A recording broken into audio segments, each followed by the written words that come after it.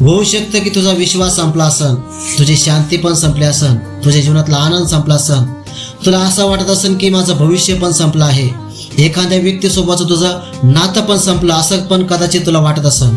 परंतु तुझ्यासाठी एक आनंदाची खबर आहे. लूक वर्तमान 7:11 असं लिहिलंय. त्या ठिकाणी एक विधवा स्त्री आहे आणि तिचा जो एकुलता एक मुलगा आहे, तो मुलगा संपला, तो मुलगा मेला. ज्या मुलाच्या आधारावर तिचं भविष्य होतं, तिचं भविष्य संपलं. दुसरी महत्वाची गोष्ट, ती स्त्री विधवा होती. म्हणजे ज्या व्यक्तीच्या आधारावर तिचं भूतकाळ होता, तो भूतकाळ पण तिचा संपला. आता त्या स्त्रीकडं पती पण नाहीये, त्या स्त्रीकडं मुलगा पण नाहीये, भविष्य पण संपलं आणि तिचा भूतकाळ पण संपलाच होता. ती स्त्री उदास, खिन्न, निराश होती, तुझ्यासारखीच.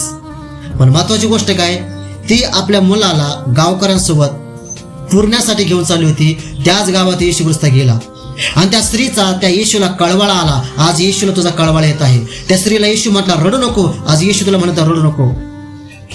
आणि त्या मुलाच्या तिरडीला येशूनं स्पर्श केला आणि त्या मुलाला सांगितलं, मुला मी तुला सांगतो उठ, आणि तो मुलगा जिवंत झाला. संपलेली गोष्ट त्या स्त्रीच्या जीवनातली येशूने परत दिली.